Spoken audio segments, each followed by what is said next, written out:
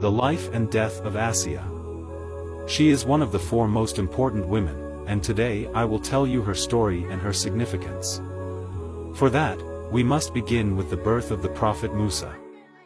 Assia was married to Pharaoh, who ruled Egypt and was a tyrant.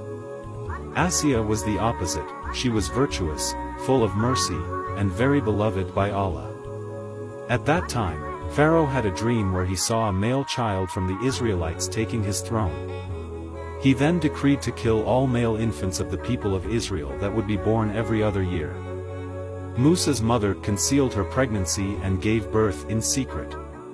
She feared for the life of her son as well as her own life, so Allah revealed to her to put her child in a basket and place him on the Nile. He promised her that Musa would be protected, that she would see her child again, and that he would become a prophet.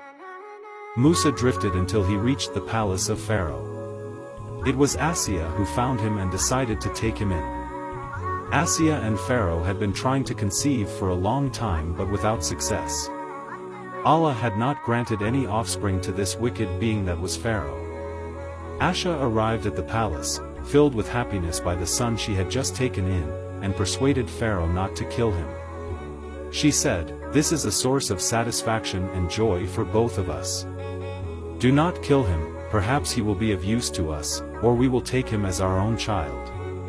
They did not suspect anything, but this conversation had just overturned their lives as well as that of all humanity.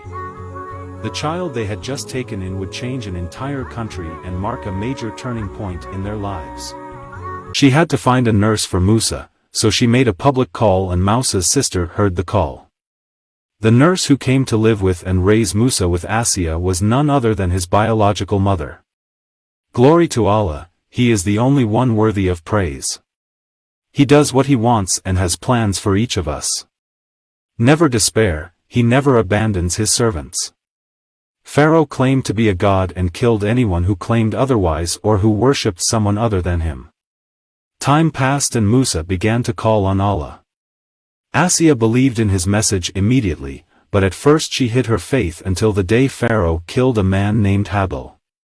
She then said to Pharaoh, "Woe to you, Pharaoh, for what you dared to do against Allah." Pharaoh said to her, "Are you also suffering from madness?" She said, "I have disbelieved in you, Pharaoh, and I have believed in the Lord of Musa." Then Pharaoh, filled with anger, decided to torture her. He forced 4 spears into her hands and feet.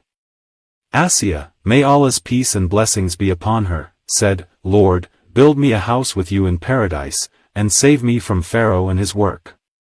And save me from unjust people." She remained like this for 3 days. On the 3rd day, Pharaoh's soldiers took a large rock and threw it at Assia. But before the rock crushed her, Allah showed her her house in paradise and took her soul.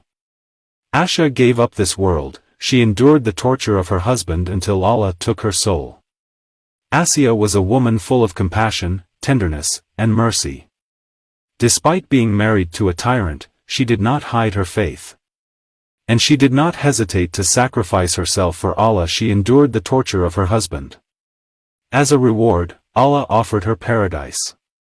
She had a strong faith that allowed her to endure this trial. Curse be upon Pharaoh for all the abominations he has committed.